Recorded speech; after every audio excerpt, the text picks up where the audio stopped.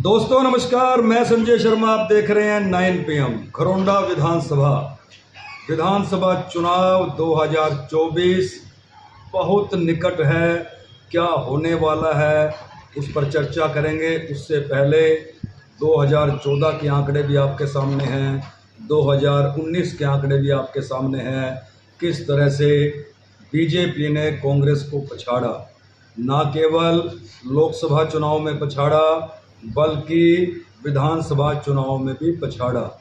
तीसरी बार फिर 2024 में जब लोकसभा चुनाव हुए तो बीजेपी ने एक बार फिर कांग्रेस को पछाड़ा। हालांकि वोटों का अंतर, हार जीत का अंतर कम हुआ, बावजूद इसके बीजेपी में उत्साह है। न केवल उत्साह है बल्कि अति उत्साह देखा जा रहा है। तमाम आंकड़े तथ्यों के साथ, ये वो सारे रिकॉर्ड हैं 2014, 2019, 2024 लोकसभा चुनाव के और 2014 और 19 के विधानसभा चुनाव के। अब क्योंकि अक्टूबर में संभावित है विधानसभा के चुनाव, घरोंडा विधानसभा में क्या होगा, क्या विकास पुरुष हरविंदर कल्याण मौजूदा विधायक लगातार 2 प्लान से यहाँ विधायक हैं, अपने विकास के दम पर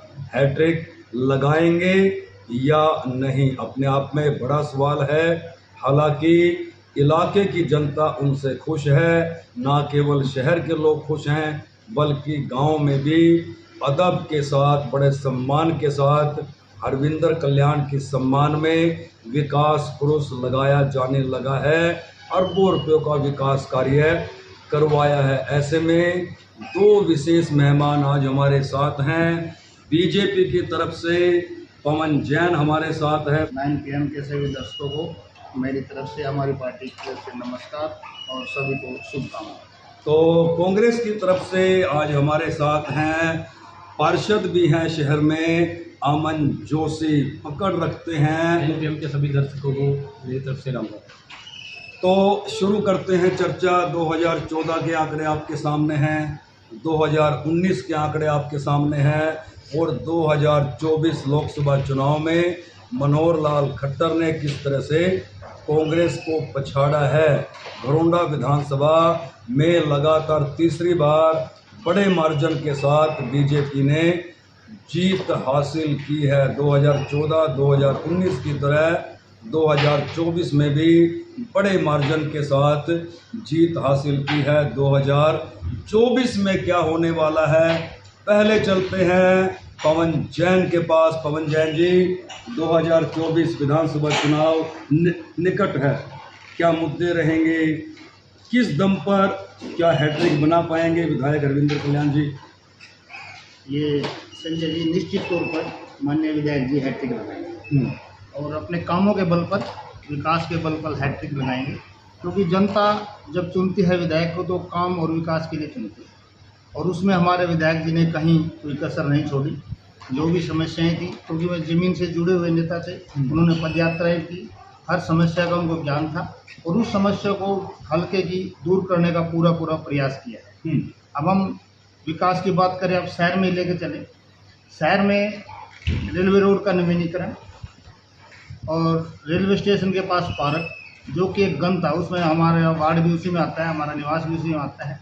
उससे जीव बारिश होती थी, इस समय अनेक जीव जंतु कॉलोनियों में, हमारे घरों में बढ़ जाते थे। लेकिन आप देखना एक सुंदर भव्य पार्क, और उसके साथ साथ मंडी दीपचंद के पास वाला रास्ता, जिसको उस समय के माननीय रेल मंत्री जी, माननीय मुख्यमंत्री जी ने भी बड़ा प्रयास किया, लेकिन हो नहीं पाया। एक अजब और गजब कार्य हमारे विधायक जी ने उस रास्ते को बनवा कर किया। तो फाटक से पड़ली तरफ के जो हमारे वार्ड थे, उनकी समस्याएं थी, क्योंकि जब भी हम वहाँ से आते जाते थे तो हम दीपचंद मंडी के बाहर बड़ा लंबा चौड़ा जाम लग जाता, वहाँ कोई रास्ता ही नहीं था। तो पता नहीं 2 घंटे, 3 घंटे, 4 घंटे का कोई भरोसा नहीं था, पूरे दिन। और जब हमारे किसान की फसल आती थी उस समय तो आप देखना कितनी बुरी हालत होती थी। तो उसका भी एक निवारण किया। और बेटियों का स्कूल बहुत बड़ी समस्या थी, क्योंकि कांग्रेस वालों को तो दिखता नहीं था, उन्होंने कोई मतलब नहीं था, उनको तो खाना पीना ऐश लेना यही काम थे। क्या उन्होंने स्कूल नहीं दिखा? क्या बेटियां नहीं दिखी जो 2-2 शिफ्टों में जाती थी? लेकिन हमारे विधायक जी ने उसकी तरफ भी ध्यान दिया। आप देखना एक भव्य स्कूल, जाओ विजिट करें, सभी करते हैं, कितना शानदार स्कूल एक रेलवे रोड के ऊपर निर्माण करके दिया, विधायक जी की देन है। जी। कांग्रेस वालों ने तो हमारे पास एक पब्लिक हेल्थ का दफ्तर था जिसमें बिल भरा जाता था एसडीओ लेवल का, वो भी विमान उठा कर ले गए। ऐसे ऐसे कारनामे उन्होंने किए। तो विकास के बल पर और दुख सुख में भी काम आते हैं हमारे विधायक, ऐसा नहीं, विकास तो है ही, लेकिन दुख और सुख 24 घंटे उपलब्ध। इसका एक जीता जागता उदाहरण कोविड का समय। कोविड के समय उन्होंने अपनी पूरी टीम, उसका मैं भी एक सदस्य था उस टीम का, अपनी पूरी टीम बनाई। उन्होंने कहा भी किसी को किसी प्रकार से दिक्कत नहीं आनी चाहिए।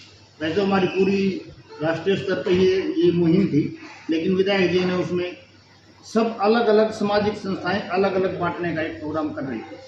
विधायक जी ने उन सभी को एक छत के नीचे लाए और एक सुंदर व्यवस्था की। हमने किट को तैयार किया और लगभग 7 दिन का राशन उस किट के अंदर होता था। जहाँ के तकरीबन जरूरती थी, काफ़ी मात्रा में उन्होंने किटों को बांटा। ये विधायक जी का ही प्रयास था, ये सामाजिक संस्थाओं की तरफ से, लेकिन एक प्रयास था। उन्होंने अपने कार्यकर्ताओं सुनियोजित तरीके से, उन्होंने कार्यकर्ताओं व्यवस्था ना फैले और जरूरतमंद के पास समय से पहुंचे। जी। अपने कार्यकर्ताओं की पूरी फौज उतारी। आप जाओ, अपनी जान की परवाह मत करो, लेकिन जो मौका जनता की सेवा के लिए उसको करो। सभी कार्यकर्ताओं ने बड़ी बढ़ चढ़ कर भाग लिया, हिस्सा लिया और बड़ी उत्सुकता से कार्य किया।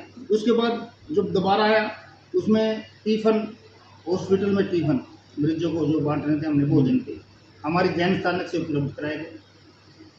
वो भी एक बड़ा रिस्की कार्य था, क्योंकि उस टाइम कोविड के दौरान लोग दूर दूर से भी कोई हाथ नहीं लगाना चाहता।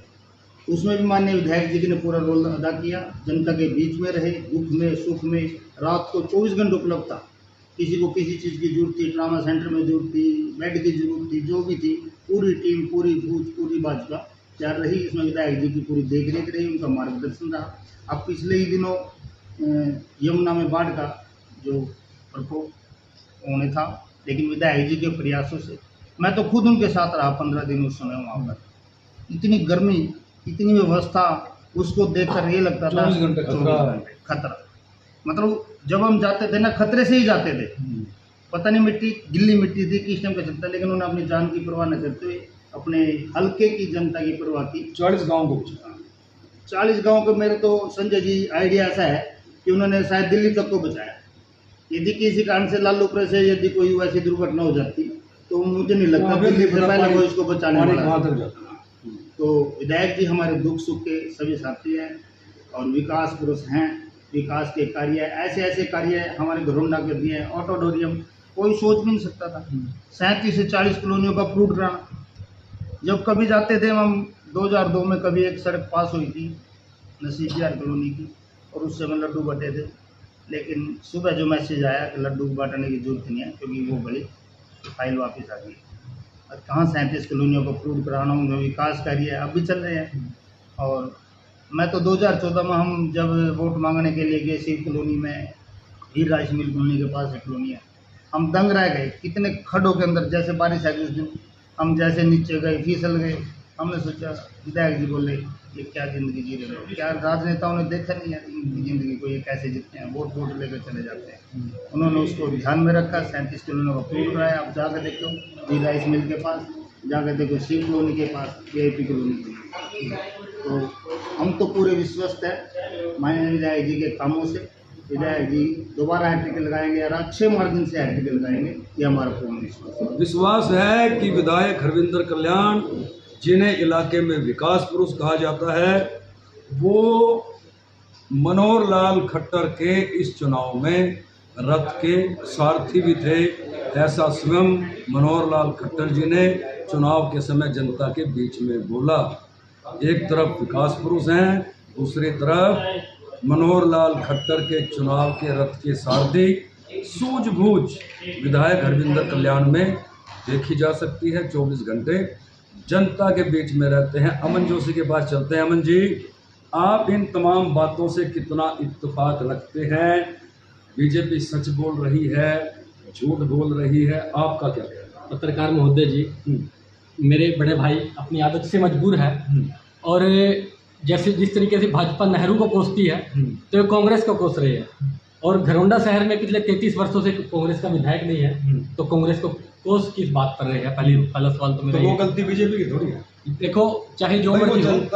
जनता ने कांग्रेस को नहीं चुना, तो अब बताओ ना नहीं भाई आप इनके विकास से कितना संतुष्ट है या नहीं? इन्होंने एक तर्क रखा कि कांग्रेस वालों ने ये नहीं किया, स्कूल नहीं किया। जब सबसे पहले लड़कियों के स्कूल की नींव रखी गई थी वो कांग्रेस टाइम में रखी गई थी, तो उसके बाद कांग्रेस का राज आए नहीं, तो हम कांग्रेस को कोसे कैसे? नींव का रखी और संजय जी और उसके पूछेंगे पवन जैन जी पूछ रहे हैं नींव कहाँ हॉस्पिटल था रखी? उस टाइम, तो नींव कहाँ हाँ, रखी? हॉस्पिटल था, हॉस्पिटल था, नींव उसमें कैसे नींव कहाँ रखी? रखी? जो पुराने लड़कियों वाला स्कूल था तो उसकी नींव कांग्रेस पार्टी ने रखी थी। नहीं, वो तो ऑलरेडी पुराना स्कूल तो बना ही हुआ था मंजी, डबल शिफ्ट में चलता था। हालात तो- क्या तो- थे? तो- बिल्डिंग के हालात क्या थे उसके? डबल शिफ्ट के अलावा बिल्डिंग के हालात क्या थे? वो तो रखे होगा, लेकिन जो हम नए स्कूल की बात कर रहे हैं, जो डबल शिफ्ट से सिंगल शिफ्ट में बेटियां आई हैं, उसके लिए कांग्रेस ने क्या किया? जी, तो जो पहला स्कूल था वो कांग्रेस की देन था। अगर विधायक जितने विकास पुरुष बनते हैं तो नया लड़कियों को कॉलेज लेकर के आए जिस तरीके से हर हल्के में खुले हैं। हम विकास की बात करें तो एनसीसी एकेडमी को देखें, प्रोजेक्ट आधा अधूरा पड़ा है। कोहट के पुल को देखें, अलीपुरे की सड़क को देखें, कैरवाली की सड़क को, अमृतपुर कला की सड़क को देखें। प्रोजेक्ट रखा है 25 गाँव को जोड़ने वाला, 1.5 साल से ऐसे कैसे पड़ा है लाइन के ऊपर। हम अगर एक गांव की फिरनी की बात करें तो रेलवे रोड को एक गांव की फिरनी बना दिया गया है। अगर ड्रेनेज सिस्टम की बात करें, अभी बारिश का समय है पत्रकार महोदय, और बारिश के समय में आप देखना घरौंडा शहर की जो व्यापारी वर्ग है, आम जो बस्तियां बस्ती है, क्योंकि घरौंडा का शहर थोड़ा कंजेस्टेड एरिया है शहर के अंदर का। बाहर की कॉलोनियाँ हालांकि कुछ कॉलोनी अप्रूव्ड है, कुछ अनअप्रूव्ड है, कुछ बाहर की कॉलोनी में हालांकि सीवर व्यवस्था नहीं है, परंतु जिनमें सीवरेज व्यवस्था है आप उनके हालात देखें कि तकिया बाजार में 2-2 फुट तक पानी भर जाता है। तो ये विकास है। अगर विकास की पराकाष्ठा को देखा जाए तो जब तक मेरे शहर में, हमारे मतलब पूरे हल्के के अंदर कोई इंडस्ट्री नहीं आ जाती, रोजगार की व्यवस्था नहीं हो जाती, तब तक विकास को हम नहीं मानते। क्योंकि आदमी जब अपना घर ही नहीं चला पाएगा, उसके पास रोजगार ही नहीं होगा, चाहे वो प्राइवेट रोजगार हो। प्रधानमंत्री जी कहते हैं पकौड़ा तल लीजिए, पर हमें तो केवल फैक्ट्री दे दीजिए, 2-3 इंडस्ट्री दे दीजिए, हम वहाँ पर रोजगार कर लेंगे। हमारा मतलब कि अगर तबकों की बात की जाए तो शहर में मतलब इस तरीके का गरीब तबका भी है, बीपीएल परिवार भी है जिनके पास रोजगार नहीं है। और हरियाणा में बेरोजगारी नंबर 1 है, और उस बेरोजगारी के चलते यहाँ के युवाओं की केवल और केवल एक मांग है, रोजगार। सरकार ने सरकारी रोजगार के ऊपर तो प्रहार किया ही किया, यहाँ पर कोई इस तरीके की बड़ी इंडस्ट्री भी नहीं आ पाई। विधायक जी उस काम में भी सफल नहीं हो पाए कि कोई बड़ी इंडस्ट्री लेकर के आए। तो ये भाजपा का फेलियर है और इसको लोग जान चुके हैं, अच्छी तरह तरीके से देख चुके हैं। आने वाला टाइम कांग्रेस पार्टी का है और कांग्रेस पार्टी की जिस तरीके से सरकार बनने जा रही है वो आप भी देखेंगे, हम भी देखेंगे, सभी मेरा देखेंगे। एक सवाल है, हर बार हम ये सुनते हैं कि आने वाला समय कांग्रेस, आपने खुद देख रहे हैं, खुद कहा भी तो कबूल किया कि पिछले 33-35 वर्षों से घरौंडा में कांग्रेस नहीं बनी। क्या कारण है? देखिएगा, कोई भी जब एक प्रोग्रेसिव व्यक्ति होता है जो सकारात्मक सोच लेकर के चलता है, वो आत्म आलोचना से शुरू करता है। शायद हमारी कमियां रही होगी, हमारे संगठन की कमियां रही होगी, परंतु कांग्रेस पार्टी ने पिछले 4-5 साल में जिस तरीके संजीदगी के साथ अपनी आवाज़ उठाई, लोगों का जो जन समर्थन कांग्रेस को मिल रहा है, आप देखिएगा इन चुनाव के आंकड़े भी। हरियाणा में 5 सीटें कांग्रेस लेकर के 0 से 5 पर आई है और करीब करीब हम 46 विधानसभा में भी आगे हैं। घरौंडा में क्या है? हम हरियाणा के परिप्रेक्ष्य में देखते हुए हम घरौंडा की बात कर रहे हैं। अगर कोई भी एक सीढ़ी क्रमवार दिखते हैं, कोई भी जब हम किसी विषय पर शोध करते हैं तो जब उस शोध का विषय आता है तो क्रमवार सारणीबद्ध तरीके से आता है, और यही हम कह रहे हैं उस सारणीबद्ध तरीके से आते हुए कि घरौंडा में भी आने वाला समय कांग्रेस पार्टी का है। हैट्रिक नहीं लगाएंगे, कहा भी तक लेंगे। अगर काम किए होते जनता के परिवार परेशान पत्र से अगर लोग ठीक हो गए तो हैट्रिक लगा लेंगे। परिवार परेशान पत्र विधायक जी की ये परेशानी का सबब। इतने ये जो अरबों रुपए के काम करवाए, ये आपको काम ही नहीं लगते? देखिएगा, हम भी एक चुने हुए जनप्रतिनिधि है। आम जनता की जो मेन समस्या है उस पर कहीं ना कहीं स्ट्राइक करने की बात होती है। अगर जब आम लोगों के जन मुद्दों की बात ना करके, अगर मैं विधानसभा के मुद्दे अलग होते हैं और लोकसभा के मुद्दे अलग होते हैं, तो अगर हम विधानसभा के मुद्दों की बात की जाए तो विधानसभा के मुद्दों के तौर पर तो काम ही नहीं किया गया। तो उस तरीके से हम भी बोलते हैं, हम भी विकास गिनवा रहे हैं। विकास की एनसीसी एकेडमी बनकर तैयार हो गई है, वहाँ हमारे बच्चे जा रहे हैं, वहाँ तैयारी कर रहे हैं, कोहट के पुल पे अच्छी गाड़ियाँ चल रही है, तो ये भी विकास आप देखिए ना। वहाँ कोई स्टे बताया जा रहा है उसके ऊपर काम चल रहा है, जल्दी काम शुरू होगा। देखिए, मेरी विधायक जी से बात हुई।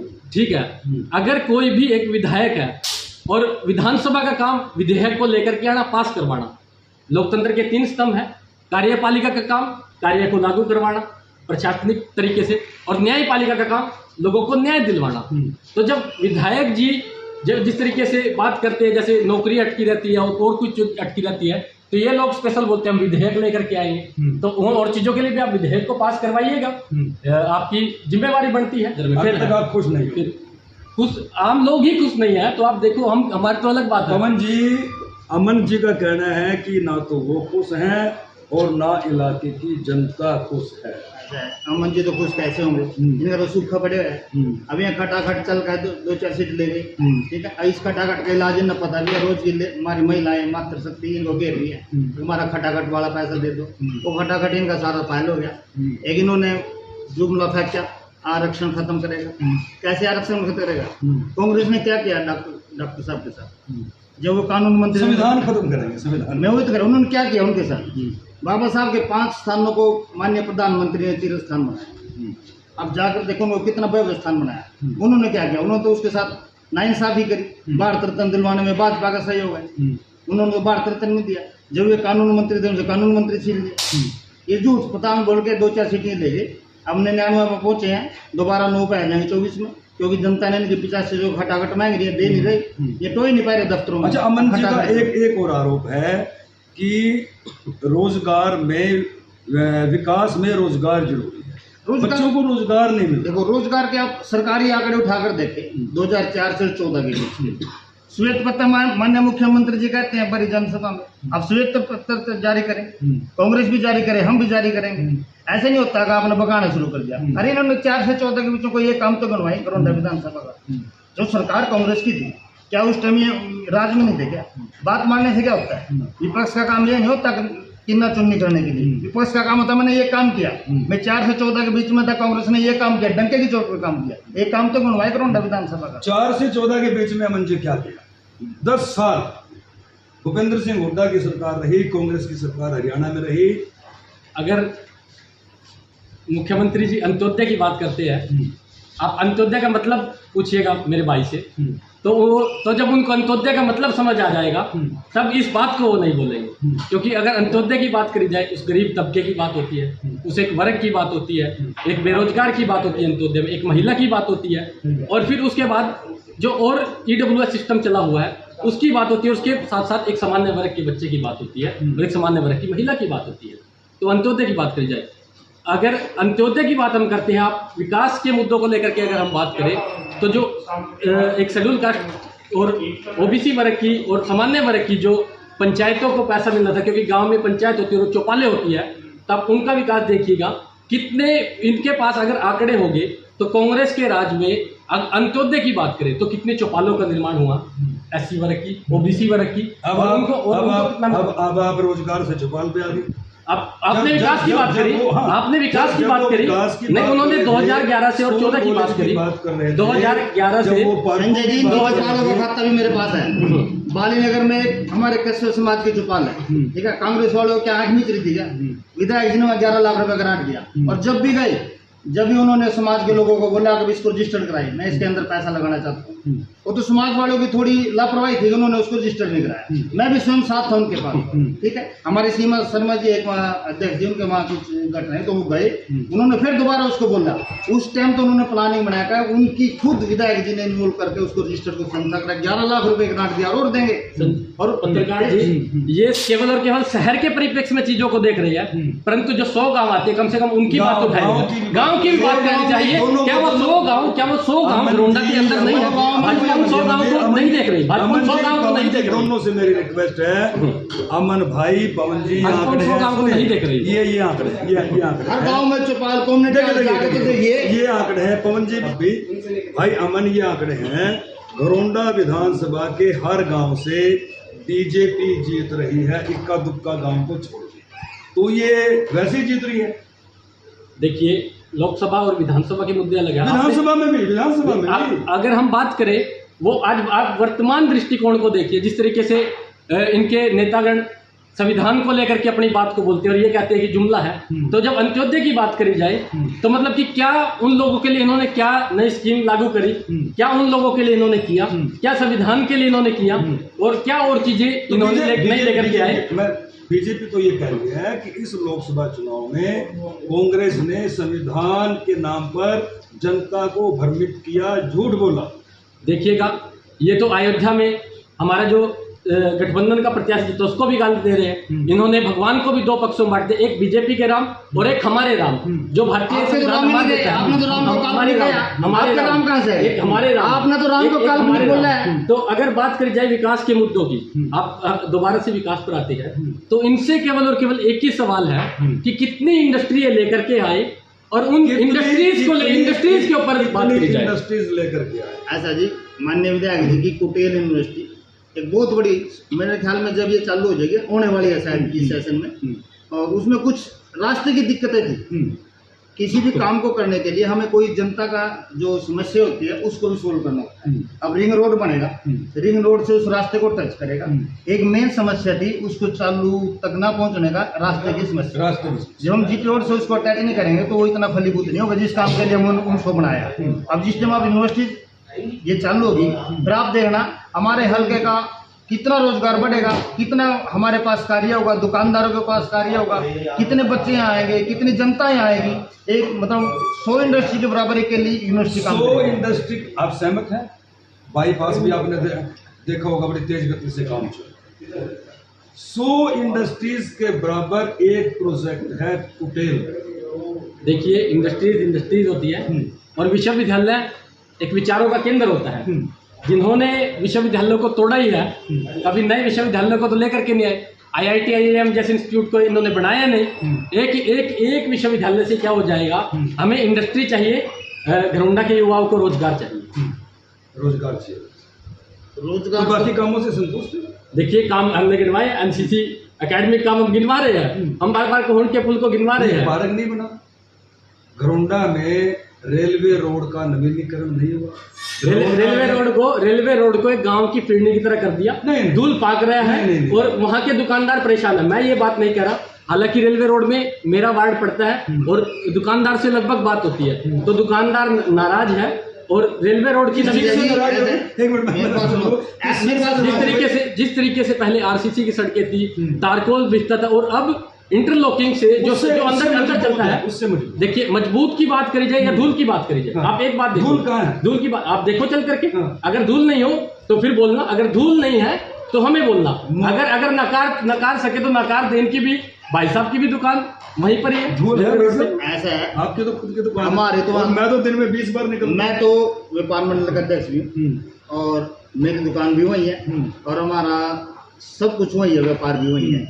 धूल सिर्फ कांग्रेसियों की आंख में है। गजब मैं भी कहने वाला था। देखिएगा हमारी यहाँ में मेरा एक किए की सराहना होनी चाहिए।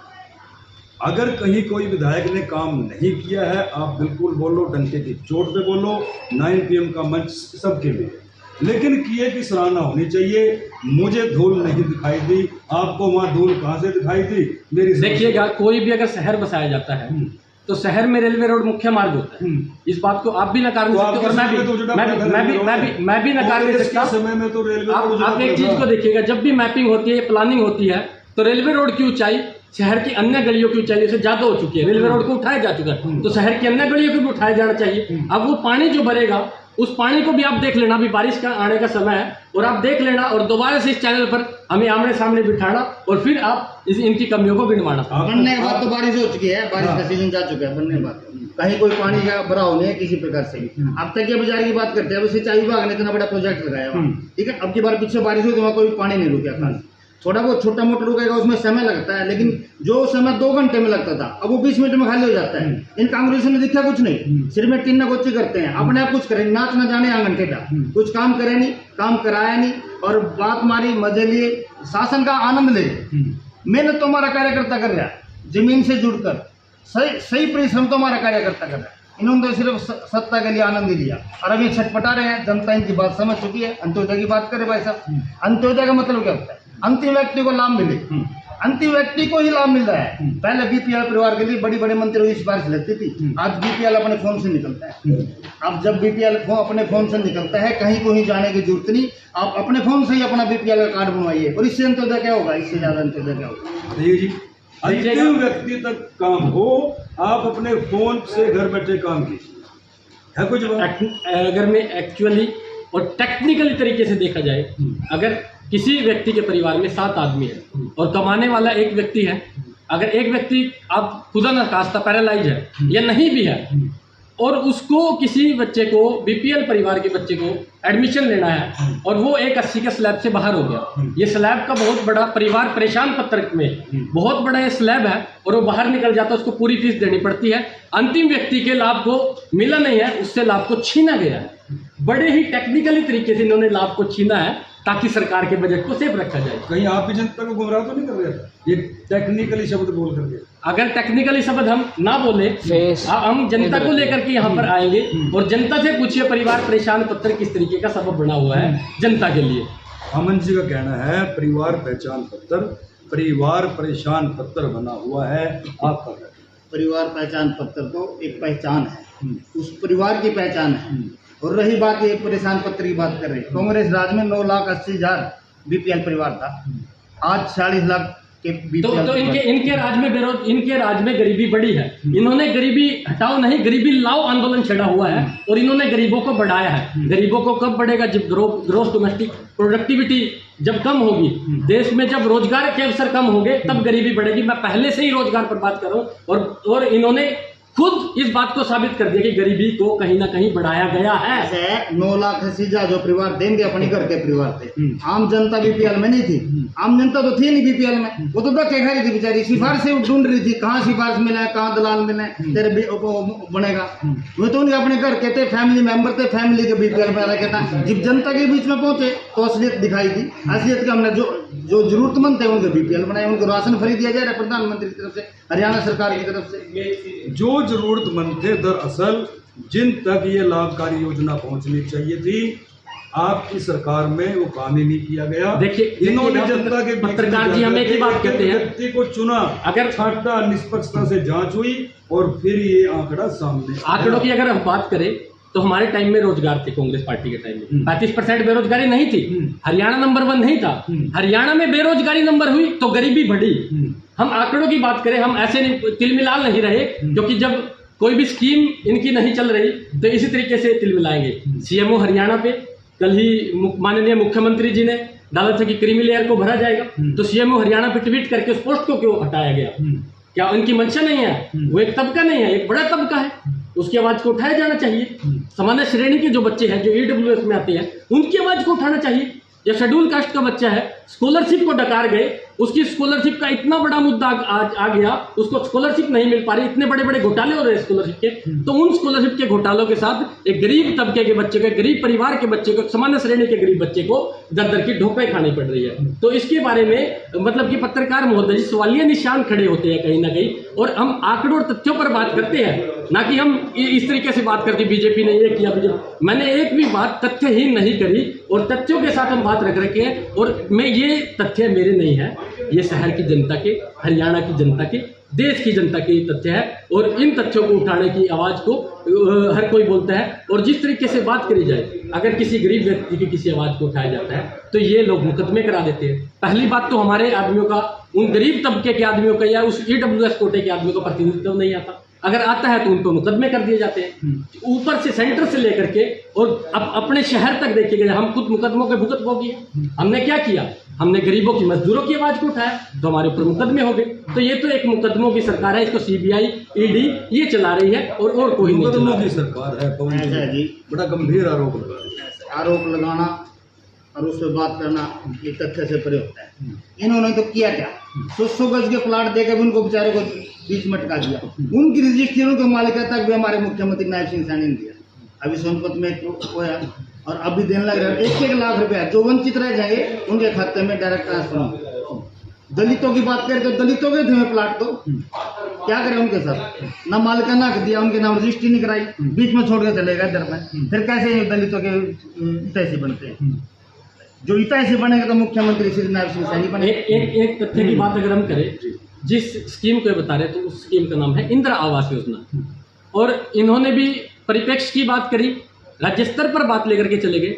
तो अगर हक की बात करी जाए तो अयोध्या में 14 किलोमीटर की लंबाई में जो घर तोड़े गए उनको देखा जाए, नहीं हरियाणा की भी हम बात करते हैं, हरियाणा की, आप करनाल की बात देख लीजिए, आप करनाल की बात कर लें, क्या गांव में हरियाणा में भी गांव में को कांग्रेस पार्टी ने इंदिरा आवास योजना के तहत बांटे गए हैं मकान। गांव की जनता को इस बात का पता है कि आप रैपर गांव में चले जाए, दक्षिणा गांव में चले जाए, आप देखिएगा कितने मकान कांग्रेस पार्टी ने बांटे। और 9 साल में अगर इन्होंने कुछ एक लोगों को सुविधाओं का लाभ दे दिया, हम स्वागत करते हैं इस फैसले का, परंतु ये नहीं कि प्रत्येक व्यक्ति को, अंत्योदय की बात करते हैं, प्रत्येक व्यक्ति को लाभ मिलना चाहिए जो उस योजना का भागीदार बनता है जो उस योजना का।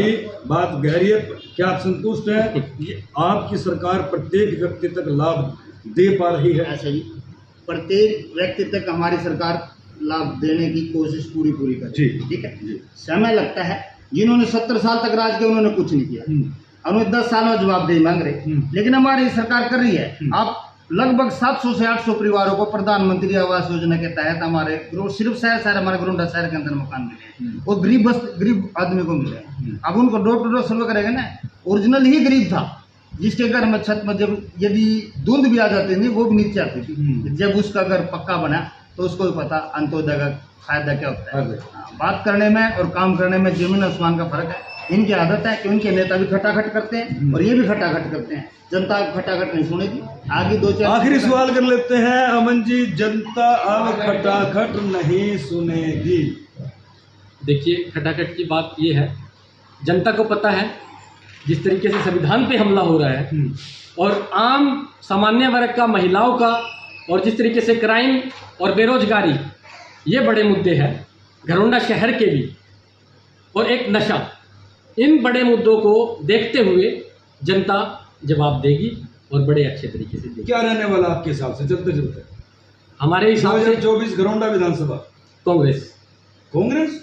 हाँ जी, ये कह रहे हैं कांग्रेस, और इसके मुंह से भी बीजेपी को क्योंकि ऐसे कहना चाहिए। आत्मा तो इसकी बीजेपी कह रही, लेकिन इसकी मजबूरी है कि ना कांग्रेस कहना पड़ेगा।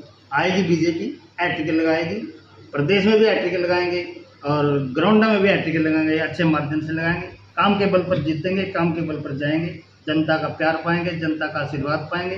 जनता इनके खटाखट को नकारेगी, 100% नकारेगी। पूर्ण जनता कांग्रेस के खटाखट को नकारेगी। अमन का दावा है कि इस बार घरौंडा में कांग्रेस सरकार में हिस्सेदारी घरौंडा की होगी, जबकि पवन जैन का दावा है कि न केवल घरौंडा में विधायक हरविंदर कल्याण हैट्रिक लगाएंगे, बल्कि प्रदेश में भी बीजेपी सरकार लगातार तीसरी बार बनेगी। ये चर्चाएं हमारी लगातार जारी रहेंगी। हम शहर के अलग अलग वार्डों में भी जाएंगे और ग्रामीण इलाकों में भी जाकर के जनता से बातचीत करेंगे। दोनों मेहमानों का 9 PM के मंच पर एक बार फिर से स्वागत है। ये चर्चा आपको कैसी लगी? अपनी राय जरूर दीजिए।